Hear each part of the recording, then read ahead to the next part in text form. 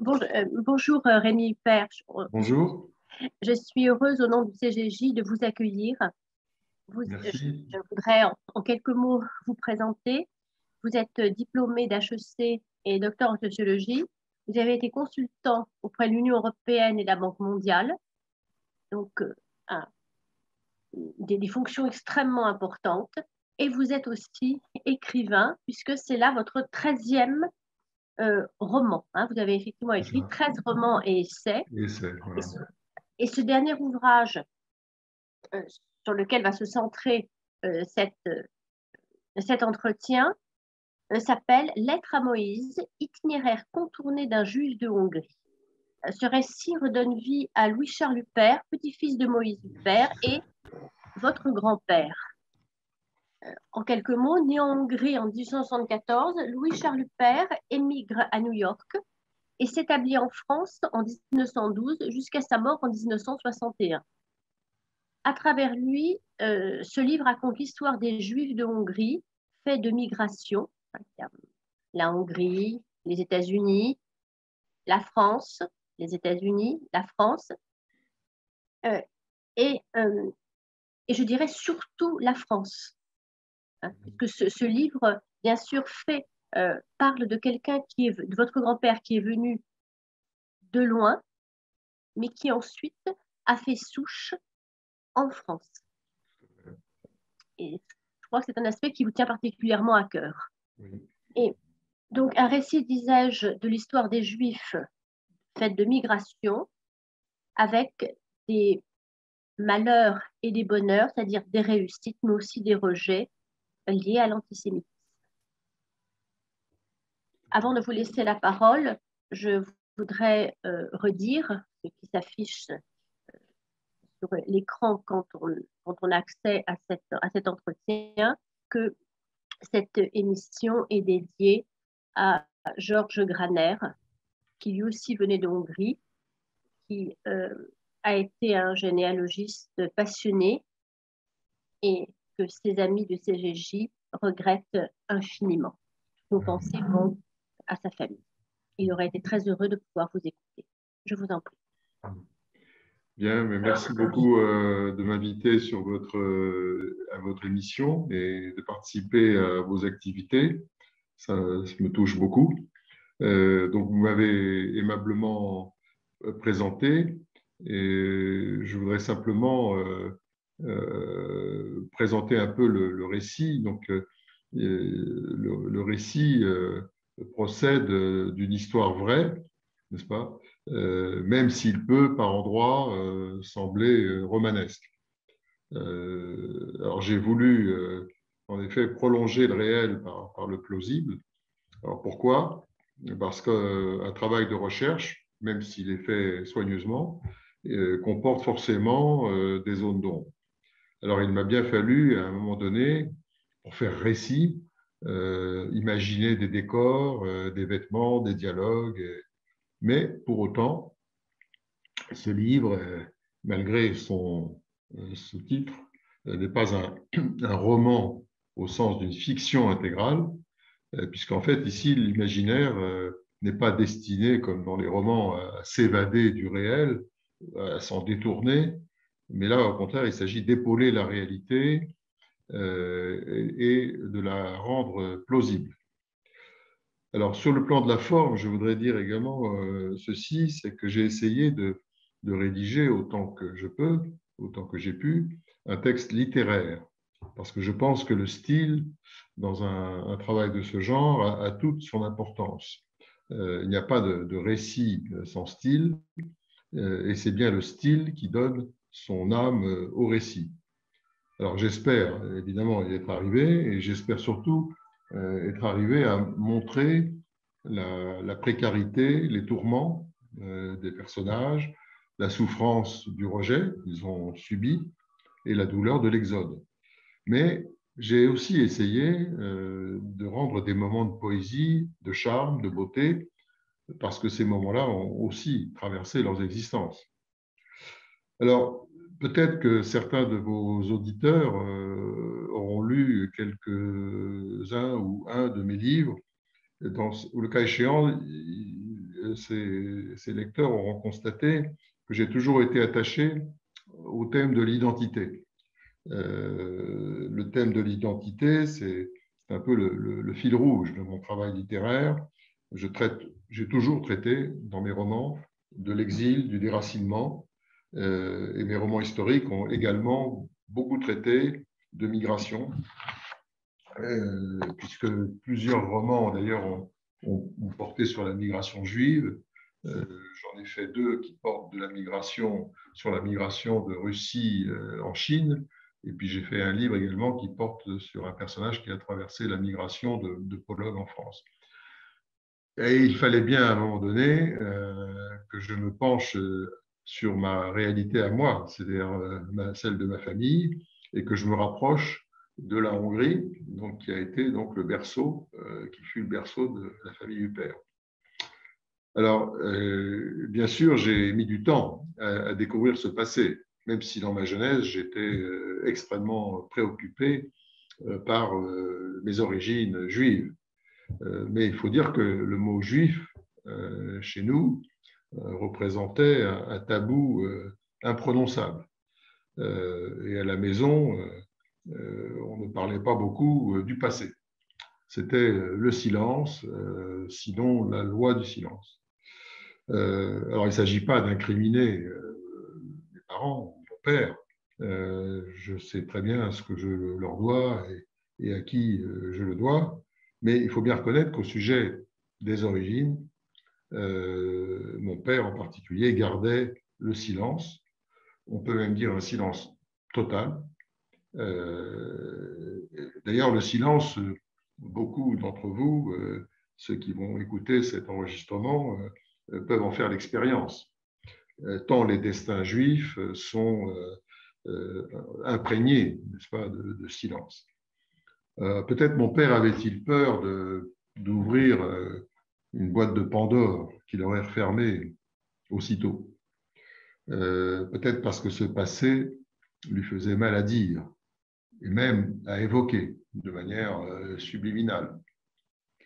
Mais aujourd'hui, mon père n'est plus, et moi, il me ferait encore plus mal de taire ce passé.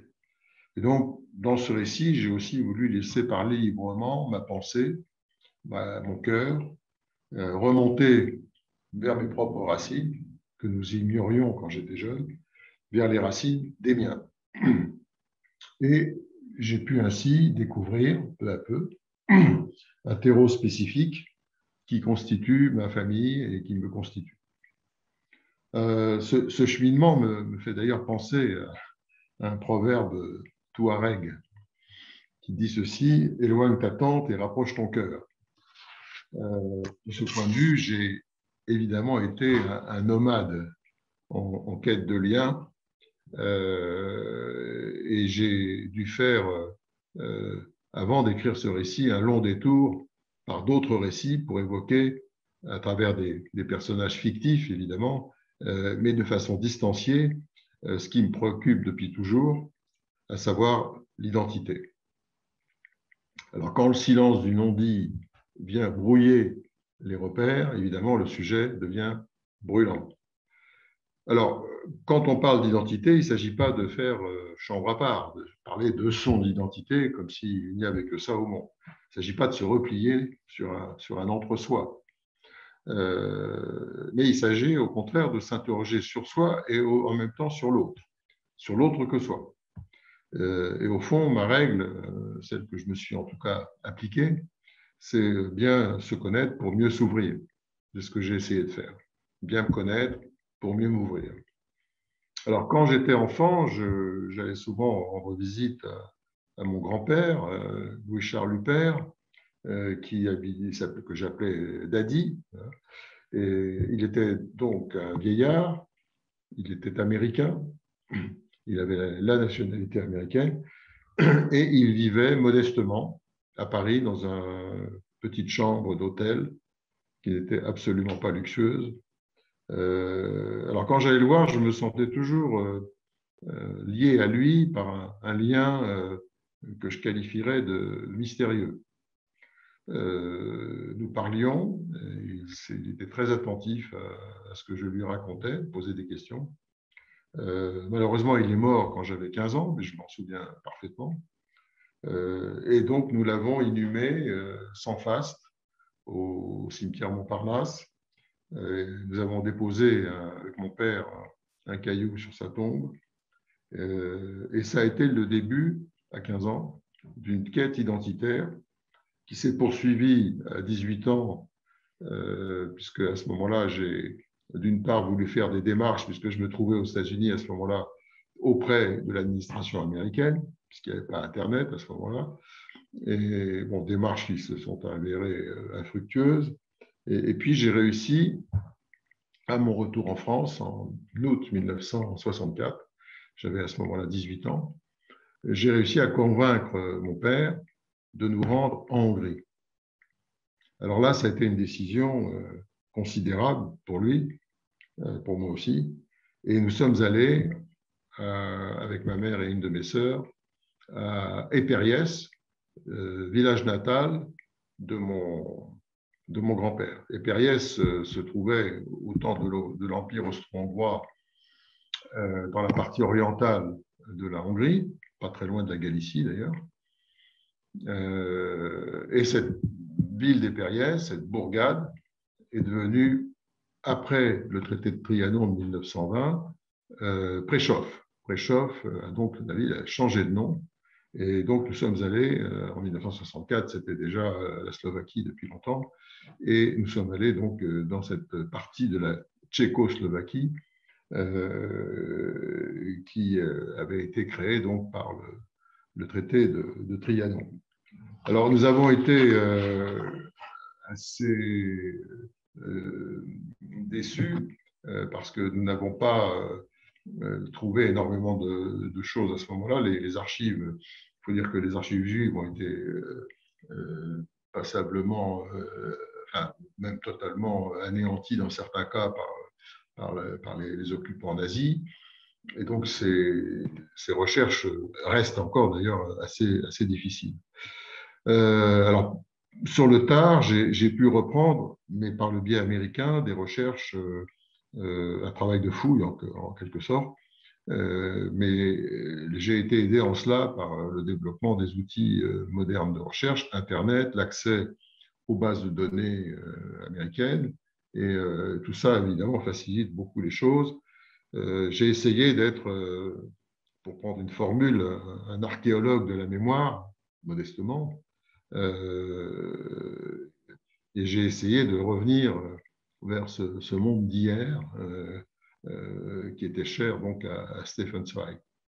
Alors j'ai découvert ainsi, mais tardivement, très tardivement, l'existence de mon arrière-arrière-grand-père Moïse Huppert. Alors c'est pas Moïse, celui qui fait sortir son peuple esclave d'Égypte pour lui donner la liberté, bien entendu. Il ne s'agit pas non plus de Moïse Maïmonide, mais là, il s'agit de Moïse Huppert, mon arrière-arrière-grand-père, qui est donc la figure tutélaire et qui est donc une sorte de fondateur de la lignée, sans laquelle, d'ailleurs, les miens et moi-même, nous appellerions pas Huppert.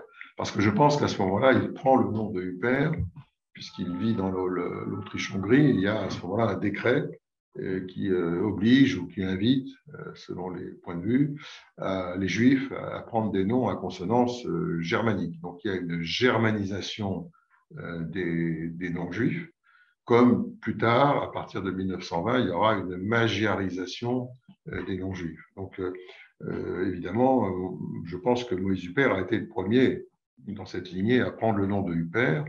Et d'ailleurs, en ce moment, au stade où j'en suis, je ne peux pas remonter plus loin. Alors, j'ai découvert également par mes recherches l'existence de Samuel Huppert, donc qui est mon arrière-grand-père, mais ce n'est pas si loin. Alors, Samuel Huppert, il exerçait la profession de distillateur, autrement dit, il était bouilleur de cru. C'était des Juifs, n'est-ce pas, qui vivaient dans les milieux ruraux de Hongrie. Ce ne sont pas du tout les Juifs ultra sophistiqués que l'on trouvait par exemple à Budapest, où il y avait des juifs de très haut niveau d'éducation. Là, il s'agit de juifs qui vivent en milieu rural et qui exercent des professions qui sont finalement assez modestes, n'est-ce pas? Alors, mon arrière-grand-père, il avait un alambic et il parcourait les campagnes pour recueillir les récoltes et distiller les récoltes de prunes, en l'occurrence. Et puis ensuite, il faisait d'autres vies et ça partait ensuite vers les centres urbains. Alors, j'ai découvert également l'enfance de mon grand-père. Alors, mon grand-père, au départ, il ne s'appelait pas Louis-Charles, il s'appelait Lajos Caroline, il avait des prénoms hongrois. C'était un petit garçon juif. Il avait des frères et sœurs. Bon, c'est une famille assez nombreuse. Et à un moment donné, quand il a eu 12 ans, son père, Samuel, l'a emmené en bateau avec un de ses frères qui s'appelait Ignatz vers New York. Alors pourquoi New York? C'est parce qu'en fait, à New York, il y avait déjà un frère de Samuel, qui s'appelait Léopold, qui était déjà installé depuis 1875. Donc vous aviez un côté hongrois qui était resté donc en Hongrie, et puis une branche qui était en train de se créer à ce moment-là à New York avec Léopold. Et donc les deux enfants, mon grand-père et son frère, ont été, comment dirais-je, emmenés par bateau jusqu'à New York où ils se sont installés, tandis que Samuel n'est pas resté. Il est rentré en Hongrie où il avait son épouse, son activité, et puis ses enfants qui étaient encore puis nés. Alors j'ai découvert plus tard, évidemment, l'existence de mon grand-père et ce vieillard qui habitait une chambre d'hôtel. Il avait en réalité eu une vie, il a eu une vie assez riche. Il a entrepris, il a une petite entreprise aux États-Unis, puis il en a recréé une autre après plus tard en France. Il a déposé des brevets, donc j'ai retrouvé l'existence de ces brevets. C'était quelqu'un d'assez innovant, il avait bien innové. Et donc il a développé de petites affaires, plutôt des PME, aux États-Unis, puis plus tard en France. Et puis, après, il a vécu les heures et les malheurs de pas mal de gens. C'est-à-dire qu'il a perdu une partie de son patrimoine au moment de la crise de 29, il a contracté des dettes, et puis ensuite, il a connu la guerre et la spoliation. Voilà. Alors, je ne vais pas détailler davantage ce récit, parce que le livre donc, qui s'appelle Lettres à Moïse détaille tout cela. Et donc, ce que je peux faire, c'est vous inviter à lire cette recherche qui est tissée de rebondissements, parce qu'il y a pas mal de péripéties quand même. Et ainsi, vous visiterez, si je puis dire, la Hongrie, New York, et puis la France. Alors, ce qui est clair, c'est qu'à travers ce récit, on rejoint la grande histoire, parce que tout ce qui est traité dans le récit, ça tourne autour de la migration plus ou moins consentie, l'espoir d'une intégration qui n'arrive pas toujours, les crises, notamment la crise de 29, les crispations multiples de la société française, le rejet, l'exode, là je fais allusion à la Deuxième Guerre, la dissimulation, le fait de se cacher, et puis la spoliation. Alors, en ce sens, Louis-Charles reflète son temps, il reflète le destin des Juifs, de certains Juifs de Hongrie, le destin des American Jews, et puis des Juifs de France. Et donc, je pense qu'il y avait matière à faire récit avec tout cela. Et alors, si j'ai qualifié ce livre de Lettres à Moïse, bon, c'est comme si j'écrivais une lettre à mon arrière-grand-père, et le sous-titre, c'est Itinéraire contourné d'un juif de Hongrie. Alors pourquoi contourné? C'est parce qu'en fait, dans contourné, il y a l'idée de tourment, d'hésitation. On sent bien que mon grand-père est assez long à trouver sa voie. Et puis il y a aussi une dimension, alors, il y a la dimension géographique et la dimension psychologique, si vous voulez. J'ai préféré garder ce terme, bien qu'il paraisse peut-être un petit peu désuet. Ce qui est certain, c'est que mon grand-père a noué dès son arrivée en France. Alors, il arrive en France en 1913. Il est, comment dirais-je, tout de suite marqué par un attachement à la France. Il garde sa nationalité américaine, mais il va tout de suite s'attacher à la France. J'en veux pour preuve que j'ai retrouvé dans son dossier de Légion d'honneur le fait qu'il a été ambulancier volontaire sur les champs de bataille au sein d'une section d'ambulanciers volontaires américains qui s'appelait Norton Argès, dans laquelle on trouvait des volontaires, des jeunes idéalistes, des poètes, des intellectuels, mais aussi des gens de tous les jours. Et mon grand-père, il s'est joint à ce groupe qui était très actif, et donc il a participé à ces actions qui consistaient à aller rechercher les blessés sur les champs de bataille de la Première Guerre mondiale. D'ailleurs, c'est à ce titre-là qui sera notamment à ce titre-là qui sera fait plus tard chevalier de la Légion d'honneur. Et je pense que cet amour de la France, il me l'a, je crois, transmis. Ça fait partie aussi de mes gènes. Je suis, pour ma part, très attaché à mon pays. En tout cas, ce que j'ai voulu faire, c'est sortir ce grand-père du silence, car, bon, vous savez très bien qu'il y a deux sortes de silence. Il y a, à mon avis, un mauvais silence.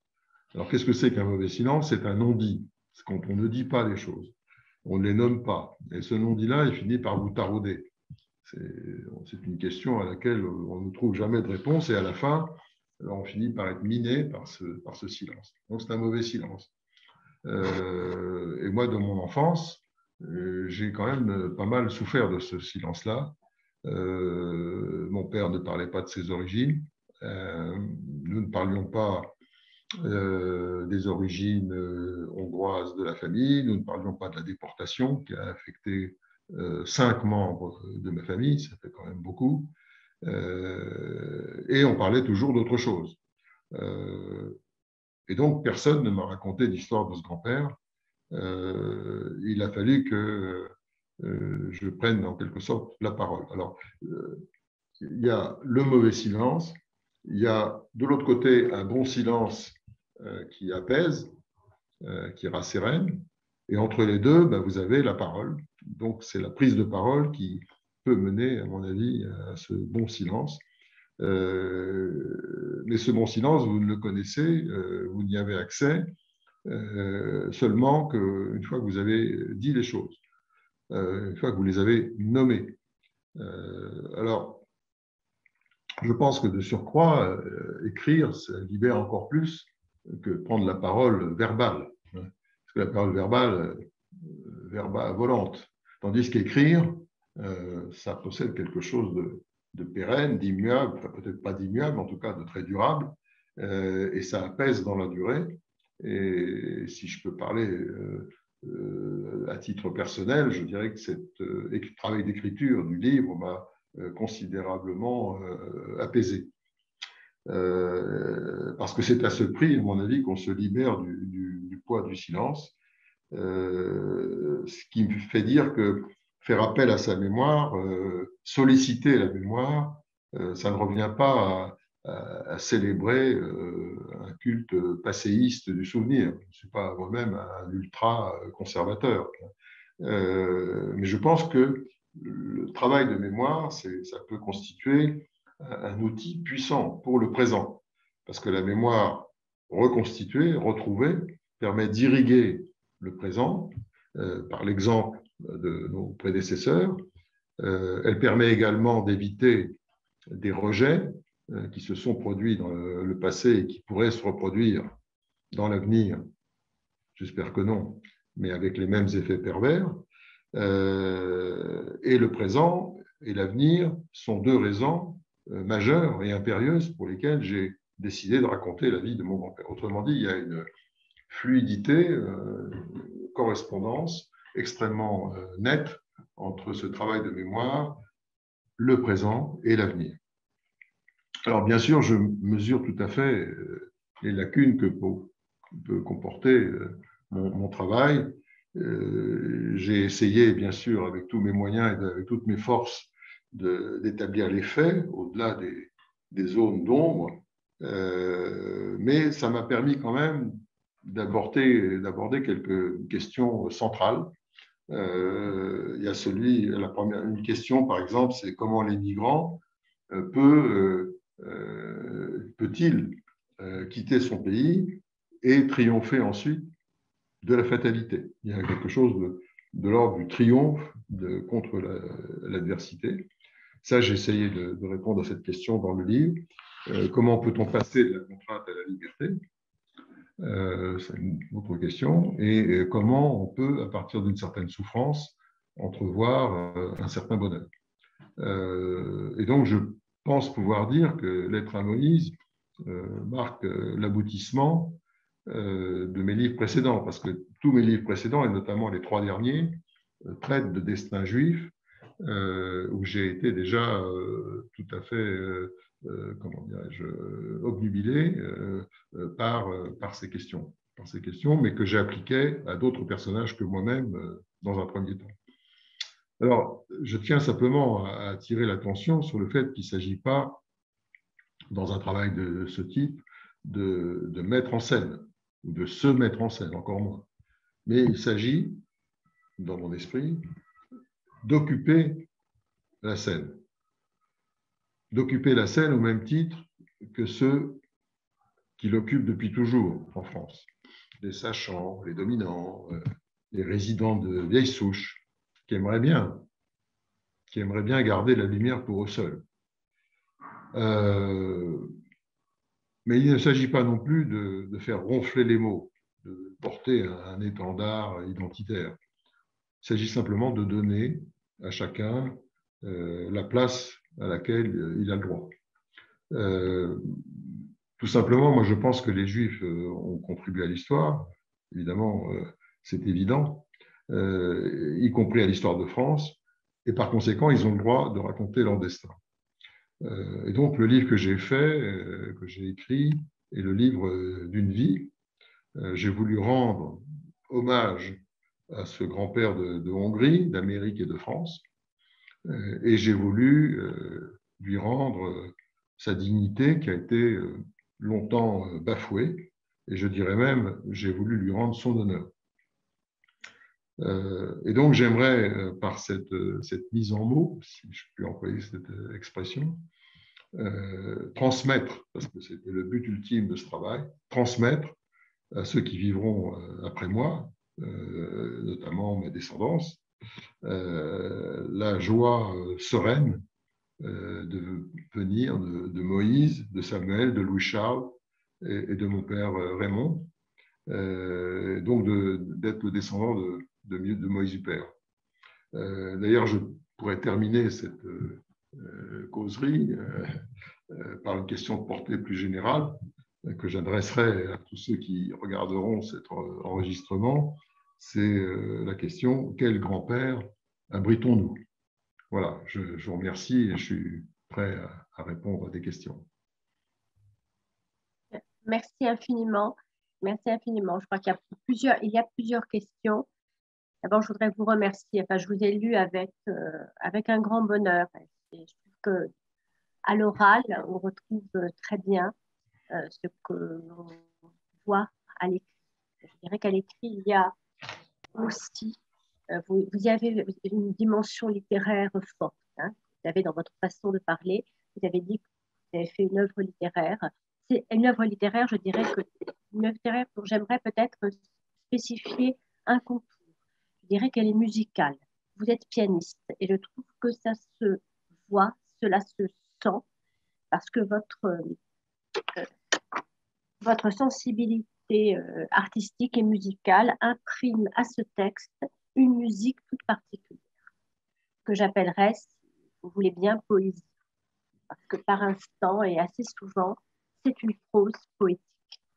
C'est très beau et je pense que je ne suis pas la seule des lectrices à éprouver cela.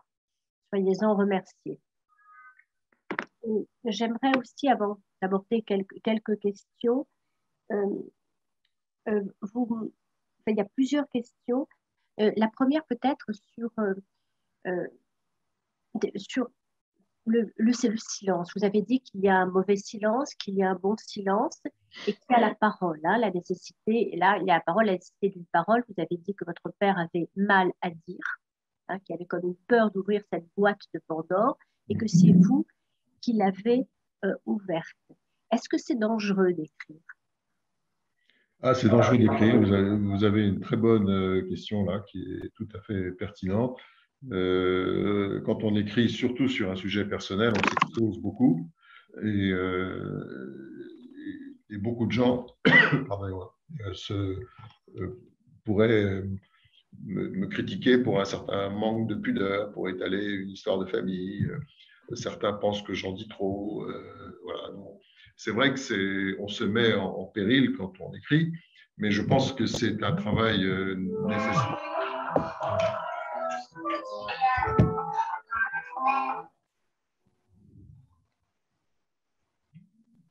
Désolé.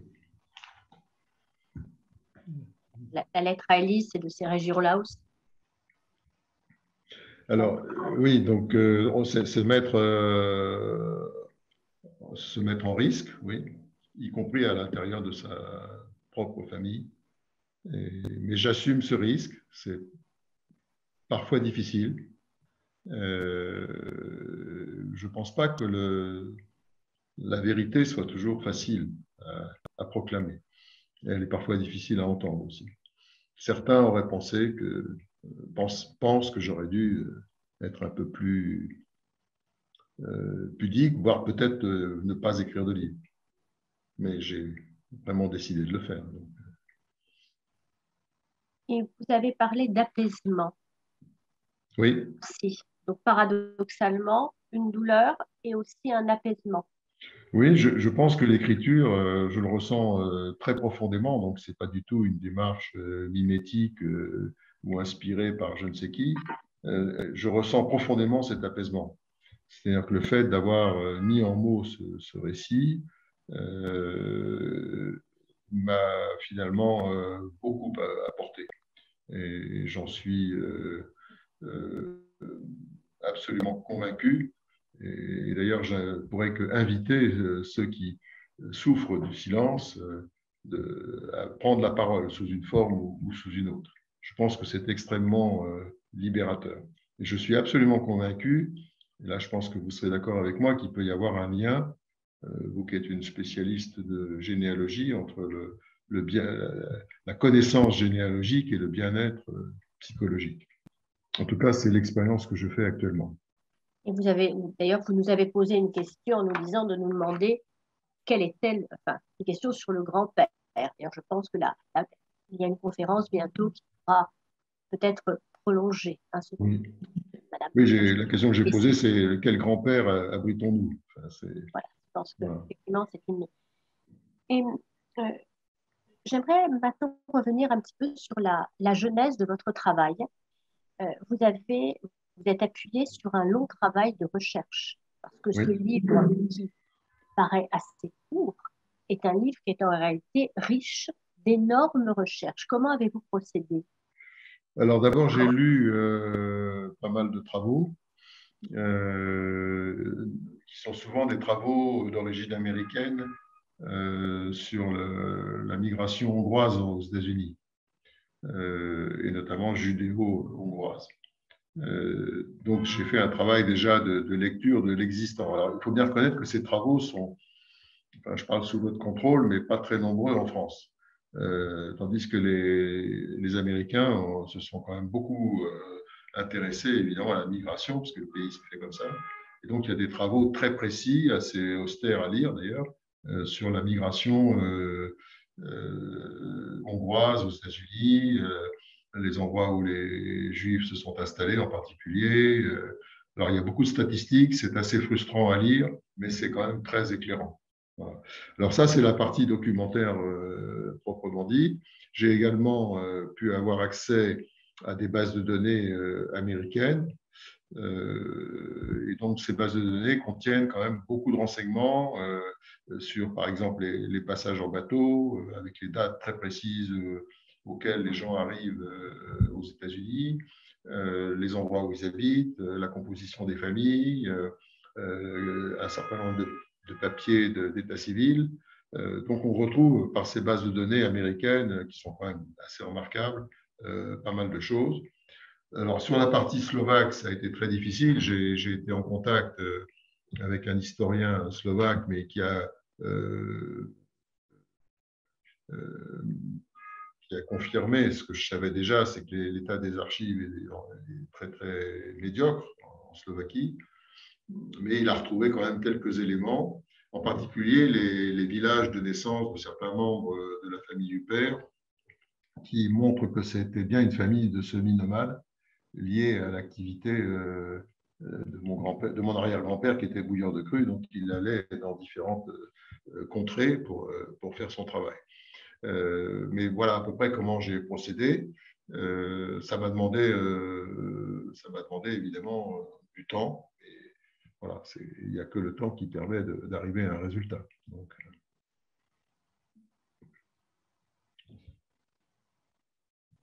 peut-être auriez-vous intérêt à rester en contact avec notre cercle, puisqu'il y a une section, hein, c'est Madame Colette Zimmermann, hein, il y a un groupe de recherche sur l'Europe de l'Est, oui. et au fur et à mesure du temps, il y a des archives qui sont numérisées, et peut-être, je n'en sais rien, hein, ne soyons pas trop optimistes, aurez-vous un jour une réponse? Oui.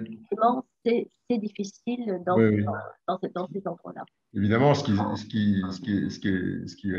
serait très intéressant, c'est de retrouver le nom de la famille d'origine.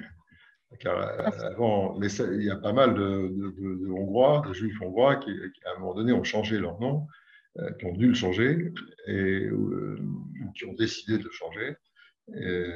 C'est ce qui est arrivé à ma famille. Donc, évidemment, je ne sais pas comment nous nous appelions au XVIIIe siècle. En fait. Non, mais ce serait très intéressant. Mais vous ne vous appeliez pas avec un nom de famille, vous étiez, comme partout, c'est un prénom, c'est-à-dire Moshe, imaginons que le père de notre grand-père soit appelé, je ne sais pas, Yitzhak, c'est Moshe ben Yitzhak. C'est ça. C'est-à-dire c'est le fils, oui. On est X fils de Y. Oui. Que de toute manière, il n'y avait pas de nom hormis pour les lignées rabbiniques. D'accord. Oui. Maintenant, un petit peu au-delà du livre, quels sont les thèmes que vous développez dans vos romans? Alors, c'est assez curieux et je dois porter ça quelque part en moi.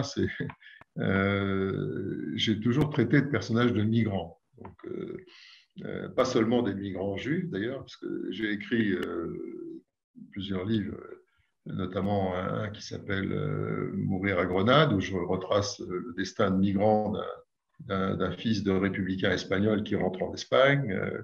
Je me suis occupé également de migrants vietnamiens qui ont quitté le Vietnam quand le communisme s'est installé au Vietnam. Je me suis occupé également d'une réfugiés russes au moment de la période soviétique. C'est assez inexplicable. Peut-être ça tient à cette quête identitaire qui a été la mienne.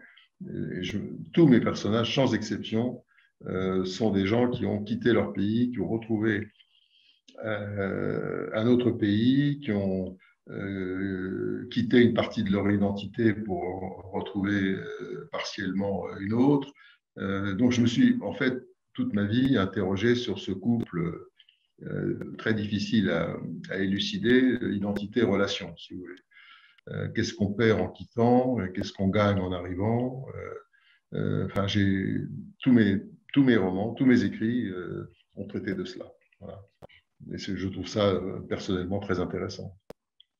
C'est un thème juif par excellence et voilà. qui donne aussi en même temps à votre livre une portée beaucoup plus générale. C'est-à-dire que tout le monde peut s'y retrouver, quel que soit le pays que l'on a quitté.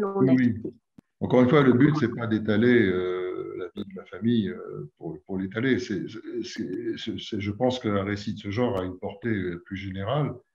De la même façon que quand j'ai raconté la vie d'Alexandre Pantzmann qui a quitté la Pologne pour aller en France, ou la famille Caspé qui a quitté la Russie pour aller s'installer à Harbin en Chine, j'avais l'impression de faire des récits qui avaient une portée très générale, peut-être même universelle. Vous voyez, donc, en tout cas, ce sont des sujets qui me passionnent. Oui.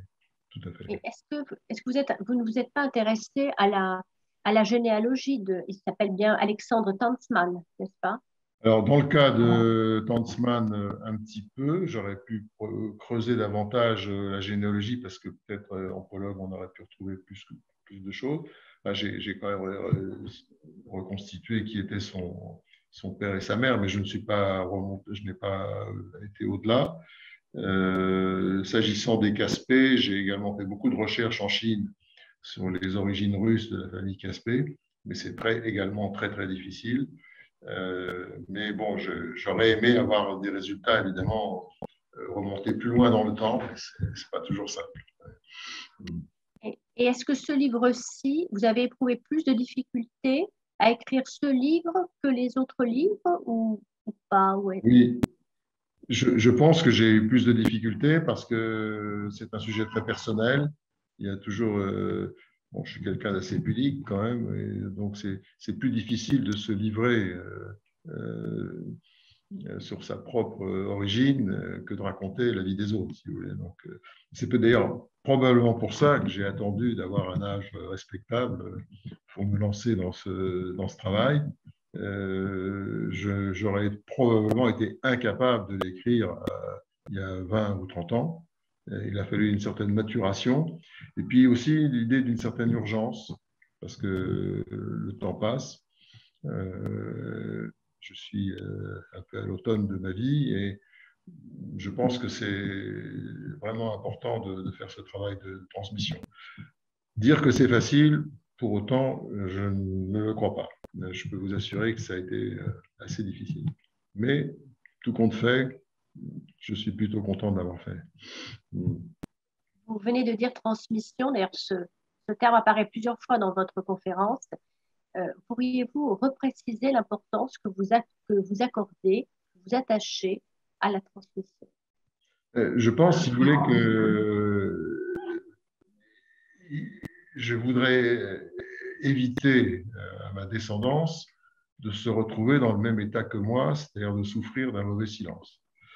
Je ne demande pas à ma descendance de devenir un spécialiste, des spécialistes de généalogie juive, hein, c'est pas le propos. Mais je voudrais au moins qu'ils sachent mieux d'où ils viennent. Et cette question des origines, moi, j'ai pas eu cette chance-là, j'ai souffert de cela, et je voudrais que ceux qui viennent après moi ne souffrent pas de cela. Et ce qui ne veut pas dire qu'on doit évoquer ce sujet-là d'une manière obsessionnelle, en parler tout le temps, mais il faut que ce soit clarifié. Et cet impératif de transmission, à mes yeux, est tout à fait essentiel. Donc, la transmission cela auprès de votre famille et auprès des lecteurs. Est-ce que votre livre est paru il y a quelques temps, enfin quelques mois, quel accueil reçoit ce livre? Alors, c'est très intéressant votre question parce que ce qui m'a beaucoup touché, c'est la chose suivante, c'est que bon, j'ai eu l'occasion de présenter en effet le livre dans le cadre de quelques conférences, notamment depuis la rentrée, là, depuis le mois de septembre, et l'accueil a été très bon. Alors, j'en fais pas du tout une satisfaction narcissique, simplement ce dont je me suis aperçu, c'est que ça faisait écho chez les gens. C'est-à-dire que raconter ce type d'histoire fait résonner chez l'auditeur, chez le lecteur, sa propre histoire. J'ai eu, par exemple, une dame qui a écouté une de mes causeries et qui est venue vers moi à la fin et qui était visiblement extrêmement émue en me disant, mais le récit, c'est aussi le récit de ma famille. Elle était d'origine juive hongroise. Donc, alors, toucher un lecteur, c'est un point d'ailleurs qui me tient très à cœur, parce qu'on a parlé en amont de tout le travail documentaire, bon, qui est important, qui oblige à voyager, même à rencontrer parfois des gens. Ça m'est beaucoup arrivé pour mes précédents livres. Il y a le travail d'écriture, qui est un travail solitaire. Et puis en aval, vous retrouvez des personnes. Voilà. Et pour moi, toucher des lecteurs, c'est d'ailleurs la raison pour laquelle je suis très attaché à présenter moi-même le livre dans des groupes, c'est que ça me permet de rencontrer des lecteurs. Voilà. Et je m'aperçois qu'ils sont très touchés parce que ça correspond à leur propre vécu. Et ça m'arrive à chaque fois que je fais une présentation. Donc, si nous devions conclure, que diriez-vous maintenant après ce travail d'écriture? Vous avez parlé d'apaisement, vous avez parlé aussi de reconnaissance, hein, d'ancrage. Qu'est-ce que quel mot voudriez-vous ajouter dans ce... Je dirais que un mot que je pourrais ajouter, je dis vraiment ce qui me vient spontanément à l'esprit, c'est l'idée de place. C'est-à-dire que l'origine juive doit avoir sa place. Et moi, je suis très heureux, grâce à ce livre, de situer mon origine juive et de l'affirmer, non pas encore une fois pour porter je ne sais quel étendard, ce n'est pas du tout le propos, mais de me dire, voilà, ce livre permet d'affirmer ma place, voilà, et ma place dans la société, voilà, qui est parfois une société excluante. Et moi, j'ai envie d'affirmer cette richesse de mes origines juives, et ce livre m'a permis de le faire. J'en suis très heureux. Sur ces mots, je crois que nous allons conclure. Je vous remercie. Je vous remercie infiniment. Un grand merci à vous surtout. Oui. Ouais, merci. Ce livre, D'avoir accueilli généalogie. dans le cadre de vos activités. Merci infiniment. Merci.